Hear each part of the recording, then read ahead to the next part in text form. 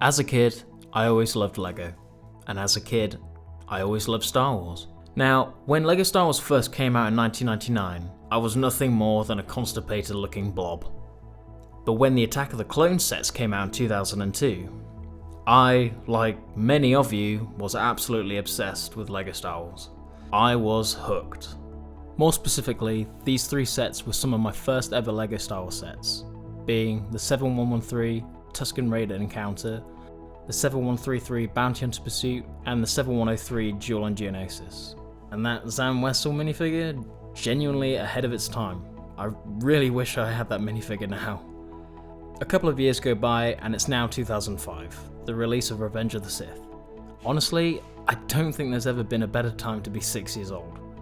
Seeing that film at the cinema is something I'll never forget, and the Lego sets that came with it were just as peak. And in the summer of 2005, my family and I were in New York for a couple of days. And what's better than going to the top of the Empire State Building? Well, you guessed it, the Toys R Us in Times Square. Oh yeah. And once we entered Toys R Us and got to the Star Wars section, I was in absolute bloody heaven. I was enjoying myself so much, to the point that Dad started to imitate my amazement. That was a really good day. I picked up Anakin's Lego Jedi Interceptor, and that was another great set. Then comes a moment every kid remembers. Your first big purchase. Birthday money, Christmas money, pocket money. All combined to buy the ultimate toy. My first big purchase was in October 2007, and it was the 6210 Jabba Sail Barge. Seeing that set on the shelf at my local Toys R Us below the 30th anniversary sets was a sight to behold. I couldn't believe my eyes, as it was always out of stock. This was my chance to get it, so I snatched a copy off the shelf and bought it. This set was $59.99 and I had £60 in my wallet. That was a close one for sure. And by the way, this was $59.99 with a Sarlacc pit. Come on Lego, up your game like you did then.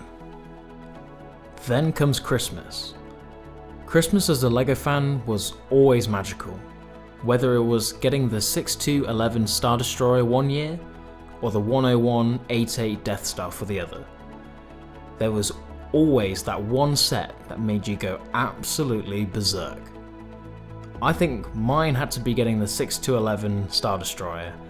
I asked for the 7659 Imperial Landing Craft, and instead, I got the Star Destroyer as my grandma had no clue what she was buying. But I didn't really care.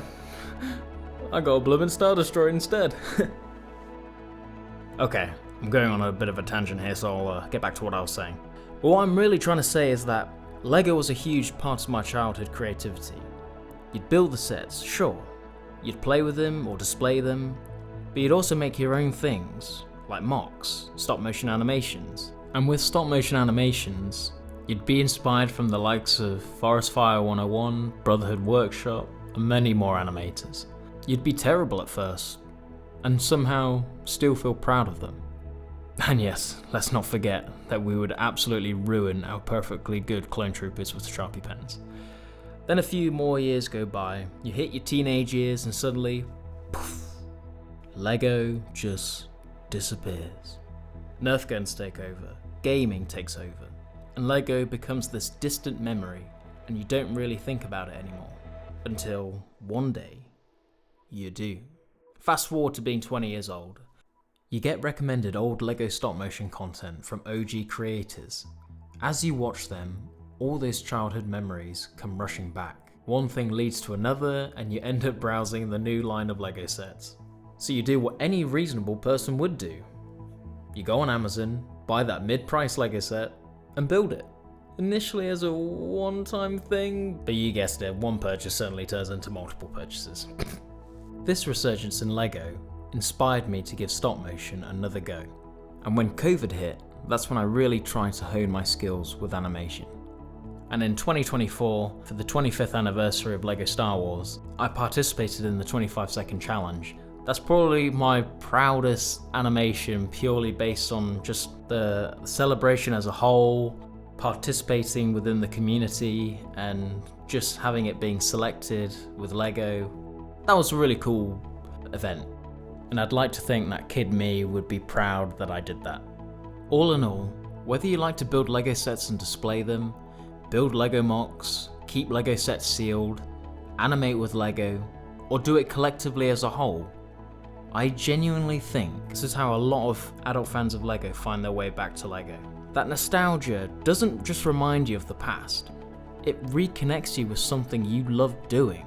Because Lego never really leaves you, you just come back to it when the time is right.